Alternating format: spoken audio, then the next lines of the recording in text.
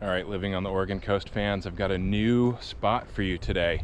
If you're familiar with our channel, we have over 100 videos on our channel covering all the major towns from Astoria to Brookings, all the pros and cons, vlogs, drone footage, driving footage, everything that you need to really get a feel for what it's like to live on the Oregon coast. This is a special small community that we have not yet covered, so a little bit of a treat for you. You won't want to miss this one today. Stick around.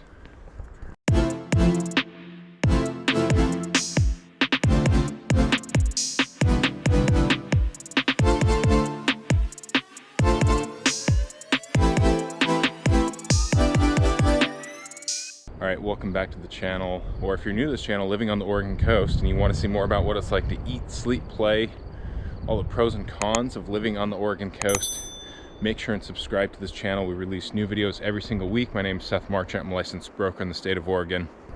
Helped a lot of people buy homes on the Oregon Coast. Helped a lot of people relocate here, buy property from Astoria to Brookings. If you're somebody that's thinking about taking the next steps, if you have questions, you can call, text, email, or click the link below in the description if you want to schedule a Zoom, and hit that QR code if you're watching from TV. That'll take you straight to our website where you can find all of our contact information there. All right, so I'm going to switch hands back and forth throughout this video.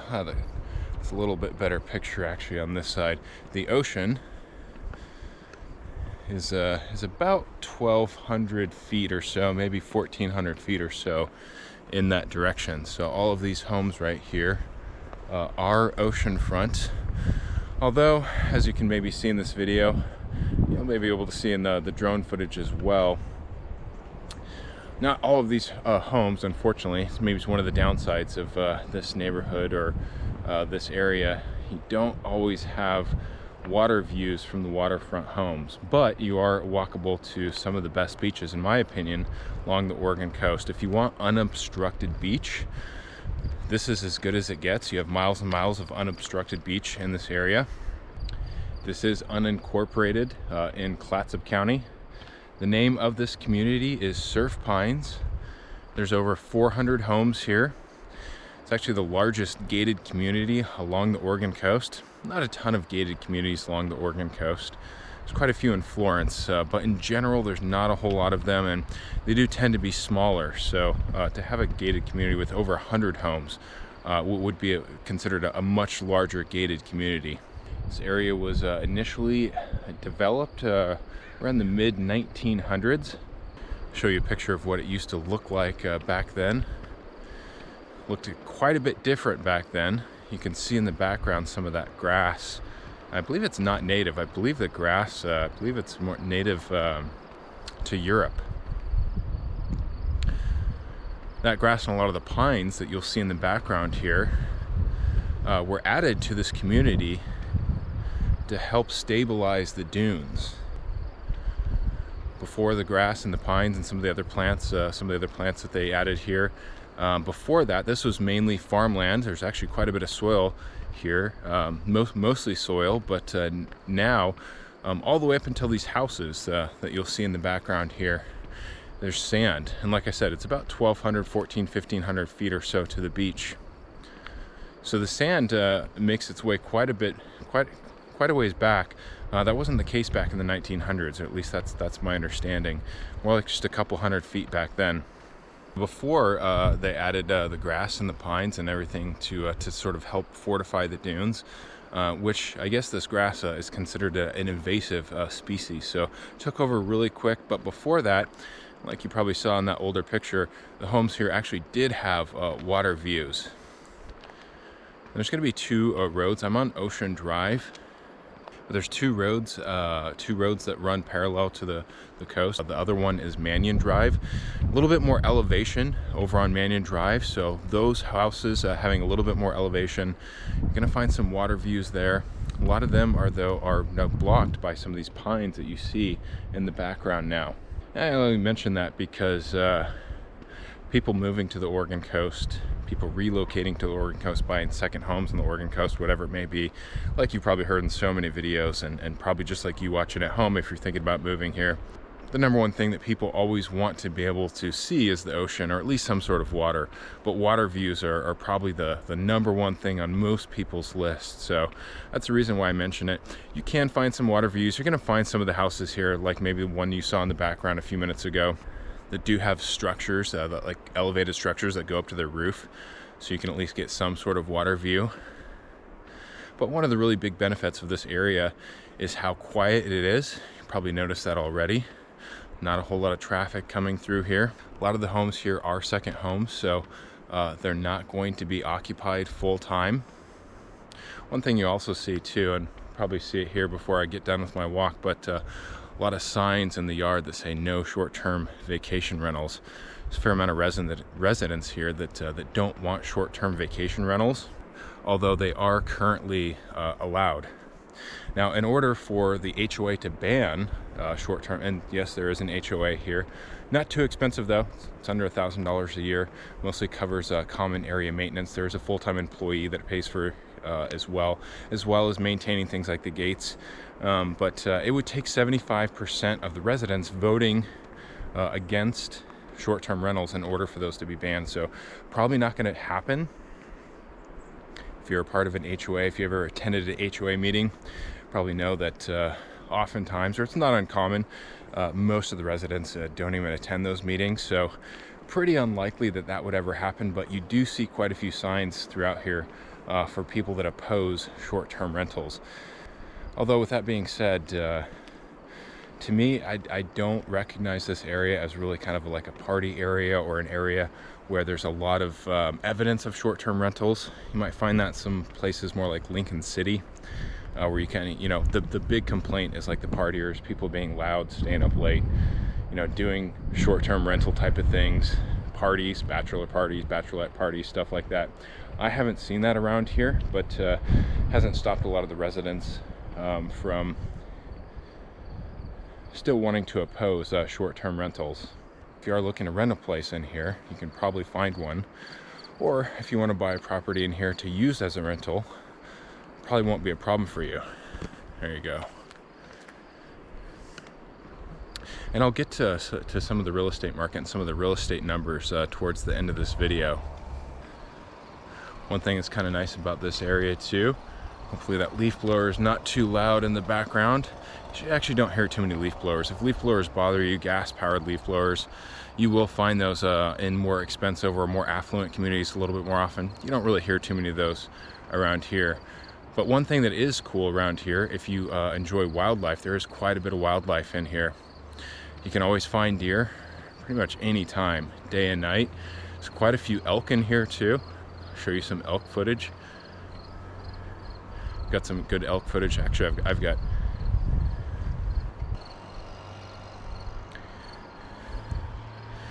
now, speaking of wildlife, not to scare anybody, you don't. It's a rather large, actually.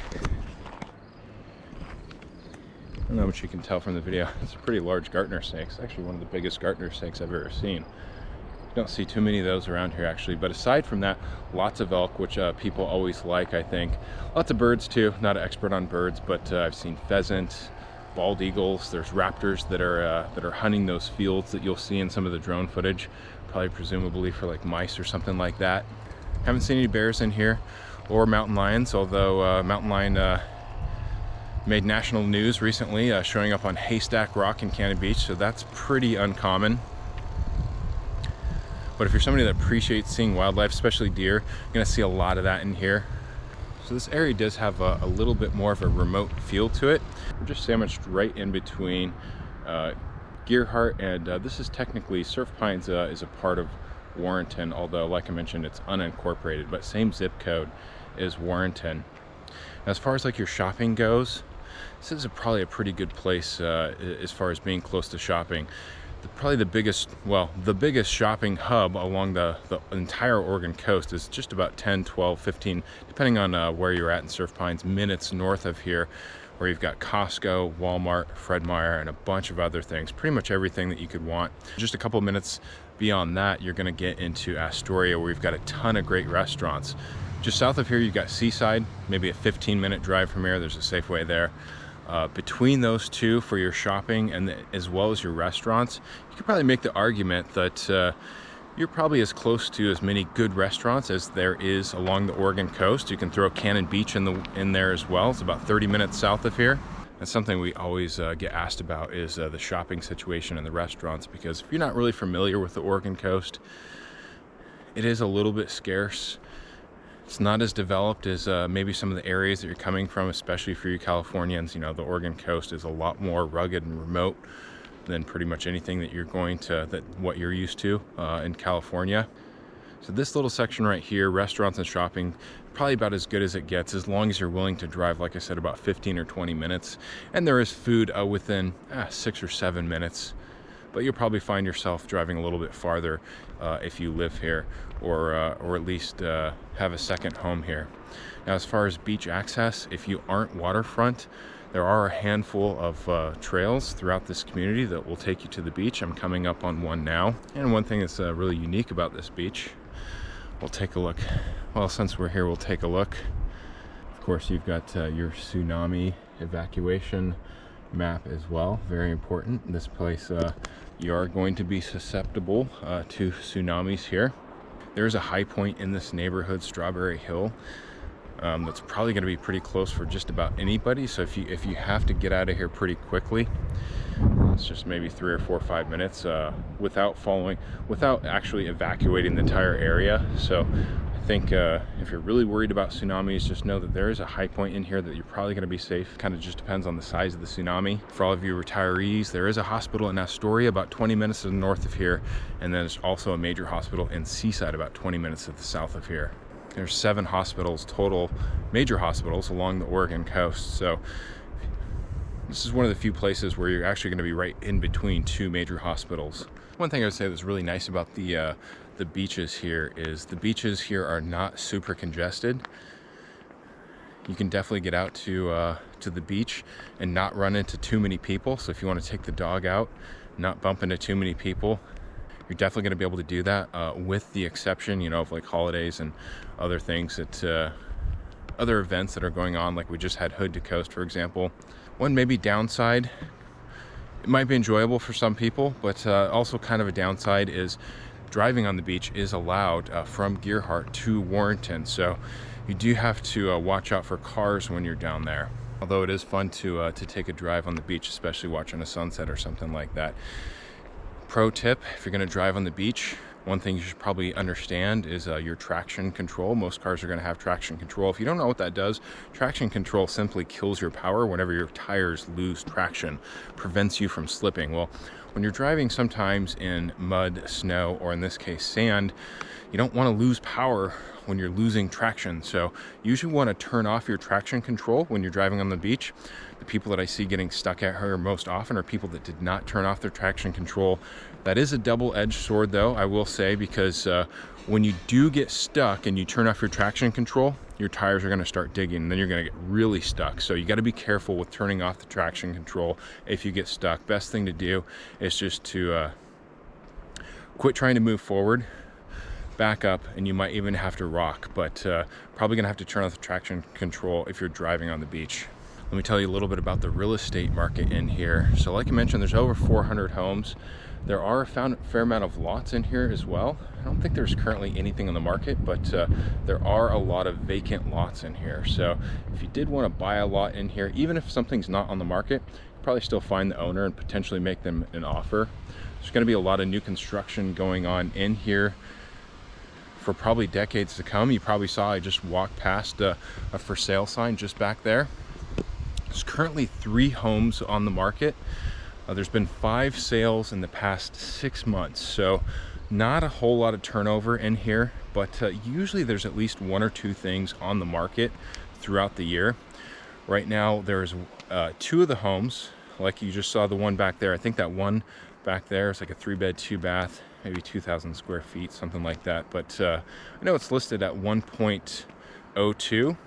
Then there's another home, a little bit bigger, 5-bed, 4-bath, like more like 3,500 square feet, that's listed at.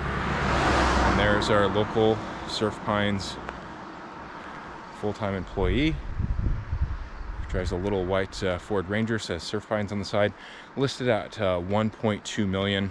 And then there's one property that's on Mannion Drive, not this road, but the other road that runs parallel to Ocean Drive, listed at just under $1 million. So of the 5 that were sold here in the last 6 months, let me pull up my numbers for you here. Average was just over $1 million at 1.079. Median 1.1 million between the 5 homes. Average price per square foot was $360. The low between those 5 homes was $900,000. The high was $1.35 million. So homes in here not going to be inexpensive. Here's some new construction I'm walking by now. Like I said, you'll see a fair amount of that in here. If you want to get into Surf Pines, you know, what can you realistically get in here for that's fairly inexpensive? Or at least I guess what's at the bottom? If you're not oceanfront, if you don't have water views, if it's not a large home, like a 3-bed, 2-bath, maybe 1,500 square feet, probably built mid-century, something like that, maybe a little bit later mid-century, maybe about 600,000 or so. Probably not going to see a whole lot under 600,000. If you want to be oceanfront, like these homes back over here that we just walked past on this road on Ocean Drive, I haven't seen much sold under $1 million. Maybe 1 or 2 homes sold under $1 million in the past couple years. Beyond that, probably have to go back before 2020 before you were seeing homes kind of really more in the lower, like 900,000. So at least about $1 million or so to be oceanfront. I think this community probably represents some of the best of the Oregon coast. You also have Fort Stevens State Park, which is an amazing state park just to the north of us. In fact, at the end of this road, there is a bike trail, or a trail. There's just a trail that you can actually walk just about all the way to Fort Stevens State Park. I haven't done it myself. I've got started on it. There's quite a few trails actually north of here. If I could sum up this area, this neighborhood, this little community of Surf Pines, probably in a lot of ways represents the best of the Oregon coast. Very scenic. We've got a lot of wildlife here. Quiet and quaint, but yet not too remote, not too far away from shopping and hospitals. And of course, you've got the beach. Pretty much wherever you're at in this community, you're going to be close to the beach, probably walking distance for a lot of people. Just depends on how far you can walk, of course. But a lot of people moving to the Oregon coast usually want something a little bit quieter, especially for the retirees. And like you've probably seen throughout this video, it is fairly quiet here. Beyond that, you've got really as much beach, like I said, as you want. You're right in between Astoria and Seaside, and you've got Cannon Beach just to the south of you. Tons of places to go hiking around here. Really pretty much everything that you could want from the Oregon coast. Another note about the real estate here, it's actually not within the Surf Pines community. It's just outside the Surf Pines community. It's called Polo Ridge, but there are a fair amount of equestrian properties. I'll show you some drone footage here of those properties. So you don't see that too much along the Oregon coast. So if you are an equestrian looking for an equestrian property, this might be a good spot for you. If you're interested in this area, if you have questions about any of the homes that are currently on the market or really anywhere else on the Oregon coast, like I said, our team covers Astoria to Brookings. You can call, text, email. You can find a link to our calendar to schedule a Zoom with us in the description of this video. If you're watching online, if you're watching on TV, like I said, hit that QR code. That'll take you to our website where you can find all of our contact information. And if you want to see more videos about what it's like to live on the Oregon coast, all the pros and cons, cost of living, vlog tours, drone footage, driving footage, all that stuff, make sure and subscribe to this channel, Living on the Oregon Coast. Until next time, take care, everyone.